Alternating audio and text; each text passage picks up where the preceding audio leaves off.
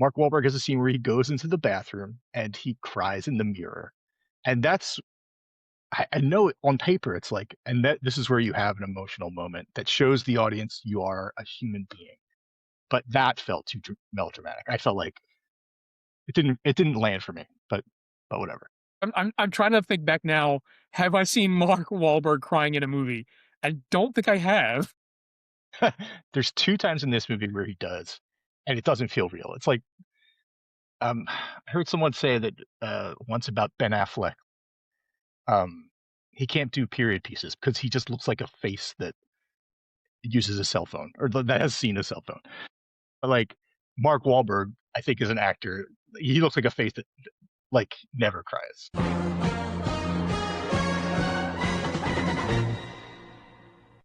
What's going on, everyone? It's the 20th anniversary of JLC's Crappy Movies, and we're taking a look back at the movies of JLC's Crappy Movies. So, Joe, what are you taking a look at this week? Hey Phil, this week we're talking about Four Brothers, the John Singleton movie starring Mark Wahlberg, Tyrese Gibson, Andre Benjamin, who's Andre 3000 from Outcast, and Garrett Hedlund. This is a uh, movie about a woman that dies and four young men coming together to honor her by murdering people. um, yeah, I mean, when an old lady dies, what are you gonna do? You're gonna you're gonna cry a little bit.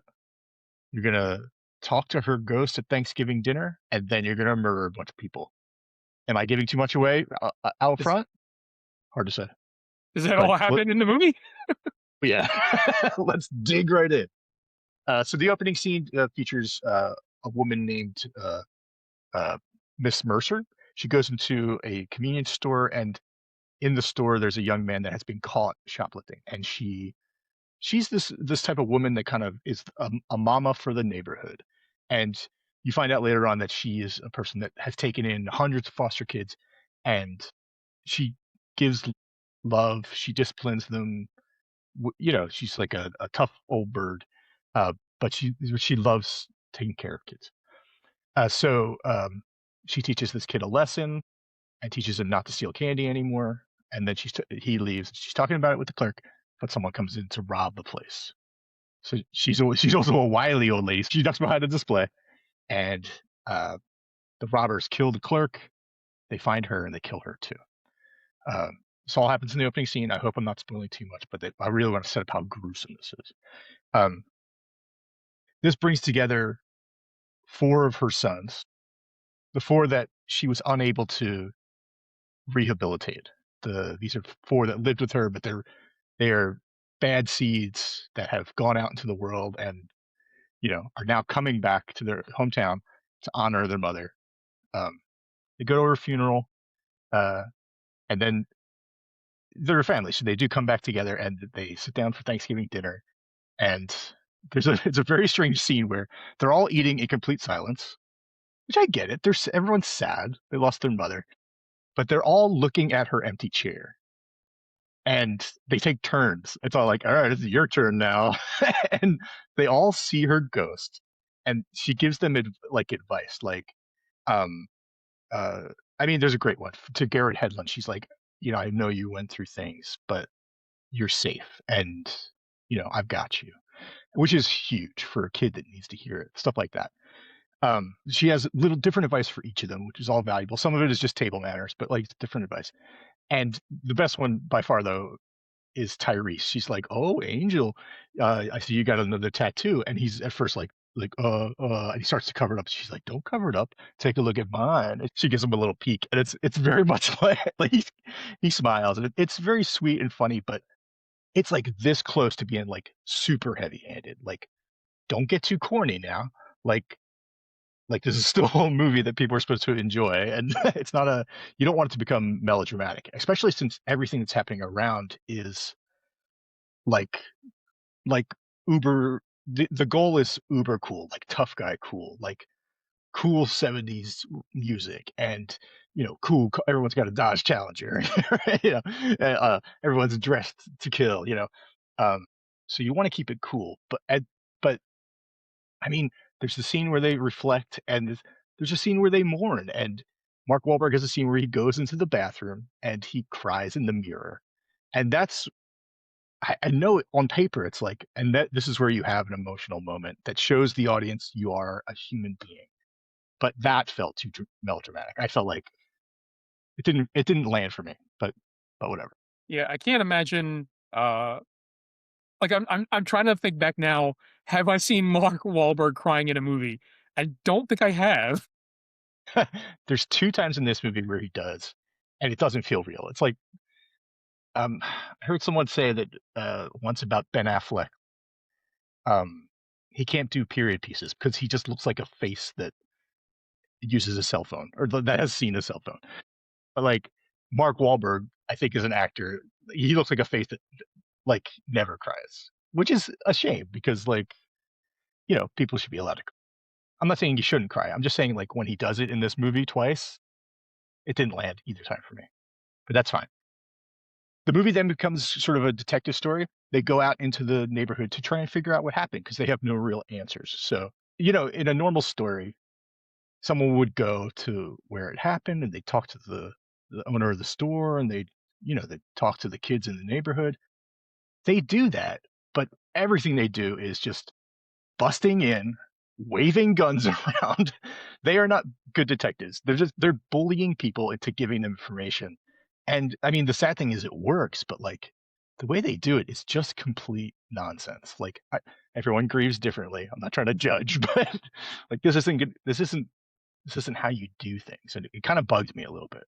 Um, I mean, peppered throughout too are like slurs and questionable language that like I mean everyone grieves differently, but it wasn't working for me as much as I wish it did. They go into this one basketball game. It's a high school basketball game. I think it's a high school game. Anyway, it's a gymnasium filled with people, and Wahlberg just walks out into the middle of the court, knocks a guy over, like punches a guy, and then pulls out a gun and just starts demanding answers. And it's just like, what the hell? Like this is a school function. I mean, it's just not how you do things. I mean, I say that, but like they got results, so who am I to judge? Uh, but it bothered me. It was a lot of like posturing. It's a lot of tough guy. Okay, so in the background we get a few scenes here and there with Terrence Howard and Josh Charles, who I love from many things, and they play two cops that are in the neighborhood and just keeping an eye on things. And I won't say anything else about them except that their role becomes more important as things start to escalate and blow up. And it's both are great. I mean, love them both. Women are also represented in this movie. There are women in this movie that are not old and dead. Uh, it's in fact it's two great actresses. You get Taraji P Henson and you get Sofia Vergara before Modern Family, which is awesome. And they're both representative of really strong women, which I love. But they really are backburnered. It's like this movie does not pass the Bechdel test. Uh, of all the supporting cast, though, you get about halfway through, the real big bad shows up, and this isn't too much of a spoiler, but I mean, it's not a spoiler. They're trying to figure out who did it, and it's not like a mystery, like, oh, my best friend did it. No, it's just this guy you've never seen. And that guy is Chiwetel Ejiofor, who we know from a ton of stuff. I think at this point, I'd only seen him in like Love Actually, uh, this is a completely different role. But this is also right on the heels of Serenity, where he plays the villain in that. Same vibes, same like he did like this back-to-back villain bonanza that he did really solidified him for me as like someone to keep an eye on. And then of course he went on to make like great movies, like real like I mean Serenity's great, but he's great in this. He's really scary, really intense. He's got this one scene where he's trying to give a speech to all his goons, and it's like a real like mafia dinner hall. So like all their families are in the background at different tables. One guy starts to eat his dinner while Chiwetel's giving the speech, and he's like, "Are you hungry?" And he knocks his plate on the ground and makes him eat it. And then the guy's wife says in the background, like, "Oh, that's messed up." And he just turns his head to her and he's like, "Yeah, you join him." And she has to get down there and eat with him. And I was like, that that relationship is completely broken now. Like she's never gonna look at him the same way again. Like that's they I would have to move. Like it doesn't work anymore. Like that's a broken relationship. Anyway, Chiwetel Ejiofor really fantastic in the back half of this movie. Um, I didn't know this in 2005 when I first saw the movie, but this is based on a film called The Sons of Katie Elder, starring John Wayne and Dean Martin, and actually a young Dennis Hopper, which is crazy. Uh, if you do see this, if you ever see any movie with young Dennis Hopper, huge Dave Franco vibes. Like it's weird, but anyway, that's neither here nor there.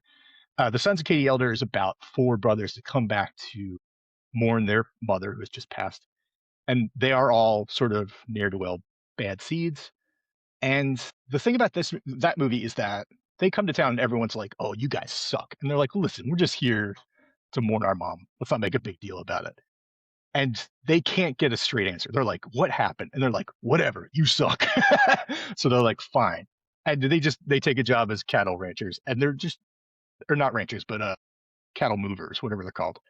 Uh, and they're moving the cattle, and people are just like, "Hey, you suck." I feel so bad for these four guys. Um, it's a movie where they are attacked, as opposed to Four Brothers, where the four brothers are really doing more of the attacking. They're being more aggressive. There's like John Wayne, he's supposed to be the worst of the bunch, and he takes his brothers to Dennis Hopper's ranch, and Dennis Hopper basically calls the cops who happen to be going by and says, "Arrest these guys. I want them off my land." And instead they don't fight, they don't shoot it out. John Wayne's just like, "All right, we're gonna go back to town and work this out, and I'll be right back after that." I mean, it's very like focused and like intentional thinking. Like, um, anyway, Sons of Katie Elder is a fantastic movie. Really loved it.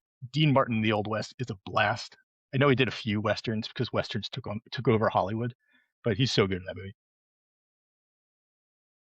And that is based on a true story about four brothers. And those four brothers, I watched a video about it. There's no mention so much about like their mother dying. The whole story with them was that they were shackled together and they had to fight people off. So at the end of The Sons of Katie Elder, the brothers are shackled together and there's a shootout and it's crazy. But the true story is brutal. I think it's the Marlowe brothers. One of them was killed and they had to cut his leg off. It's brutal. Hollywood was not ready for that movie at that point. When The Sons of Katie Elder came out, Four Brothers seems to not care about this at all. They're like, I would have loved to see at the end where they're all shackled together and trying to shoot their way out of a mob.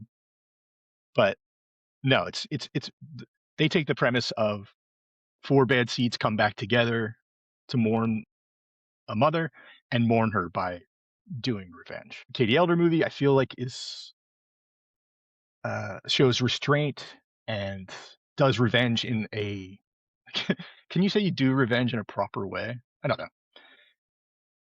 Whereas Four Brothers feels like it's just sort of takes off and isn't thinking at all. It's the angry side of revenge, which is valid. The huge plus side is John Singleton directing this thing. He really knows his stuff in terms of like the soundtrack, the action, the the there is a good balance of tough guy and family nonsense. It's a good he knows how to put a film together. Rest in power. He's the best. John Singleton's great. But overall, I don't think I can really recommend this movie because it's just so angry and it sort of celebrates that anger in a way that I don't love. I love a good shootout, but like I don't know. Four Brothers feels tainted. Do you remember when you saw this in 2005? Like, did you feel the same way, or do you feel differently now because it is like 20 years later and the world has changed?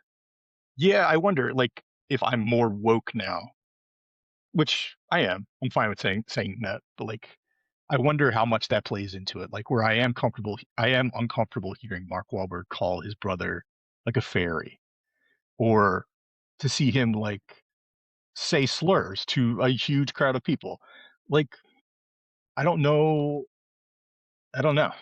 Like I don't know if I was more willing to let that sort of stuff slide when I was in my early 20s, but Mhm. I don't know. I don't know. We've So, all grown up a little bit, huh? I mean, it has been 20 years. I hope some of us have grown up, right? God, I hope so. Yeah.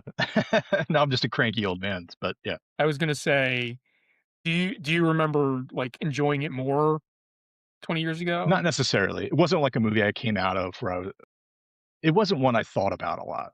I'll say that. Okay. Do you know what I mean? Like, I mean, spoilers, but I do not own it on DVD. And I think if it was a better movie, I would have been more urgent about buying it. Yeah. Um, I do love the cast. I mean, young Garrett Hedlund, right before he's about to like right before his career is sort of taking off. Um, I love Tyrese. Tyrese and John Singleton together are it's a Mhm. thing of beauty. They always make things movies together, and they really understand each other. Um, yeah, I mean it's a lot of great things here, but the whole package isn't working for me. Yeah. Um, I mean, when you were talking about, like, the true story that it was based on where, like, they were shackled together, like, I'm surprised, like, that feels, like, very, like, cinematic, that should be in a movie, right? Absolutely. I'm trying to think if there are movies like that. I feel like there's one called Held Up. I want to say Lawrence Fishburne and one of the Baldwin boys. I'm gonna say Stephen Baldwin. Fled. I think that's a movie about them being shackled together, which is just a great thing. Like you know, you're stuck with these people. You got to make decisions together. Yeah. Everyone's well, one of them's just looking for an axe. Well, I don't know much about the movie, but, like, I can see how, like, thematically, that might be a good, like, climax, because, like, I can imagine, like, the brothers not necessarily getting along throughout the movie because they're coming back together for the first time, and then, like, at the end, they have to work together to get out of the situation that they've maybe put themselves in. Seems like a Right. almost, like, perfect, like, closure to the film. Yeah. Like it's the character arc that you want. Like they are figuratively and literally stuck with each other. So Yeah. yeah, they need to come together. I mean, it's a good point. Like I'm trying to think if these characters have an arc because by the end of the film, Wahlberg is sort of like happy and reinvested in both his family and his neighborhood. And the ghost of his mother is, well, you're still here. Hope you stick around a little while this time. And then she shows him her tattoo again. No, no, no. But it's that sort of thing where there's no way she would be proud of what they did. Like the murders. Like she would not be into that. Because she wouldn't want that for her neighborhood or for her kids. Yeah, it's really strange. It's a s- it's a strange part of revenge because I mean, like you were saying about the arc, the being chained together, it's a perfect story arc, but like it's almost like these characters don't have character arcs. Yeah. I mean, it seems like a I don't know. I was gonna say weird choice, but I don't know that that was a choice. Yeah, I mean, it could have just been Mark Wahlberg or somebody else flexing their um, executive producer muscles Yeah. and saying like, I don't think my character would do that, and like just being like, no, like this is how it should be. And yet he chose to cry? Right? Yeah. Like here's the weird thing. I was looking for a picture of him online as I was gathering pictures to for my notes, and I was looking for a picture of him crying in that scene, and I could not find it, which is weird. And I mean, I don't want to. I don't. I'm not a conspiracy guy, but can you imagine like his publicist just wiping the internet? Like, take Yeah. that down, cease and desist. Like, I mean, I could see it, but I don't know. Was gonna I say, it's gonna be, Mark Wahlberg from that Transformers movie that it was in, or maybe one of the 2, because he plays a scientist, which he tells us, um, I think it was a scientist or something else, but he's an inventor, I think. He's an inventor. okay, I could see that. Yeah, Um, he builds a virus that tracks down all the pictures of him crying and deletes them yeah. from the internet. He's like upload. Yeah, I could see that, and I've never seen him cry in another movie. So Yeah. I mean, let's just talk to Doctor Google real quick. Dear Dr. Google, show me pictures of Mark Wahlberg crying. Oh, there's a few. He cries Are all the there? time. Yeah. Does he? It's a lot of Father Stu crying. That's one of the movies he made. Cries in Patriots Day. All right, maybe I'm being too hard on Mark Wahlberg. I'm gonna go watch a couple of these crying scenes later and see if they hold up stronger than what he does in Four I was gonna say, Brothers. does he learn from the experience? Does he like learn how to cry It's like the yeah, Terminator? yeah. Oh my God, he learns how to feel. He learns how to love. Yeah, I would be interested. I would be interested in how he's sort of grown as an actor, but because he says he's grown as a person. I don't know. I have very complicated feelings about Mark Wahlberg. There was a point where I was rooting for him, but there's a point. There was another point where it's like he doesn't give a shit about us. He's just doing his thing. I don't know. We don't need to get all bogged down. So, in case you haven't noticed, or discerned yet, I have not watched this movie. Um, No, I like, I don't know what I was expecting from Four Brothers. Like when you said sure. that Four Brothers was coming up, um, I don't know that I would have are they actual brothers? They're not actual brothers, are they? No, no, no. They're all foster kids. Okay, They're all adopted by. metaphorical brothers. Yeah, and there's a scene about that too. Like the two white brothers go up to Andre Benjamin's kids in the movie, and they're all like, "We're your uncles," and it was very much a scene where it's all like, "We need to have them seem like cool uncles and very relatable children," whereas like, there's no way. uh, but yeah, so they explain to these little kids how they're uncles, but they are white and they don't, this, yeah. I mean, it's not that hard to get. Yeah, I don't know what I was expecting, but I don't think I was expecting that. You didn't think that they were brothers based on the title, even? I don't know what I was expecting, You honestly. you weren't expecting anything. You're like, I see that that's a movie. The end. Poof. Maybe there's a non-zero chance that that was exactly what I was thinking. I was very excited about movies at this point, especially because I was just starting with Child's Crab movies. So I was like doing the comic and writing the reviews and seeing everything I could see. But I think even if I wasn't, I still would have been excited about this movie, based on the cast, based on John Singleton. Um, and it just looked like a nice rough and tumble revenge movie. It is a nice rough and tumble revenge movie. But as I've gotten older and woker, I guess, the bloom is off the rose. I don't love it anymore. Yeah. I never loved it. There was never love. It was a like a maybe a like or like a tickled by. It was like, oh, that was good. I see the good in that. All right. Um, if somebody is looking to watch a movie with similar vibes to Four Brothers, is there something you would recommend? I would certainly recommend The Sons of Katie Elder. I think it is a real winner. I was very charmed by it. And it has the same great balance of action and you just sort of like brotherly family fun sort of stuff, um, which is strange for John Wayne. But as I was watching Four Brothers and I heard the story about the original story about the Marlowe brothers, I thought about Young Guns, and I was like, oh, that's the same thing because there was I mean, Terrence Stamp plays this like, British guy that gathers lost souls together to sort of like teach them how to be civilized and teach them how to work hard and he makes them learn how to read. He teaches them manners. He shows them his weird tattoos. uh, so I when I saw that connection, I was like, oh, cool. I wonder if Young Guns is also sort of lifting the vibes from the Sons of Katie Elder. And I bet there's a bunch. I bet it's a Western trope, sort of like Mhm. bad seeds coming together after the loss of a parent. Um, so I rewatched Young Guns, and that movie. It's been a while, but I used to watch that stuff a lot. It is so fun, and it's one of the few movies where I wish I had the TV edit because it's either Young Guns or Young Guns 2, but I mean it might be both. where the edit is instead of kiss my ass, he says, "You can kiss my eye." And I was like, huh? What? Like, how does that even work?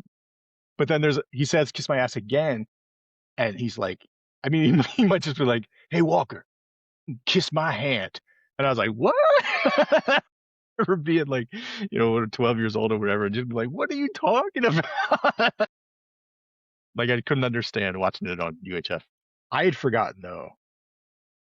This is a minor spoiler. It's not really. It's just a fight at the end of the first Young Guns movie, where the the guns are in a building that's surrounded and on fire. So they're breaking windows, throwing stuff out, they're throwing out tables and boxes and chairs, and they throw out this big like steamer trunk that bounces off the roof and sort of lands on the ground. And then there's like kind of a lull, and then Billy the Kid pops out of the trunk and just starts firing, and he's like, "Kiss my hand."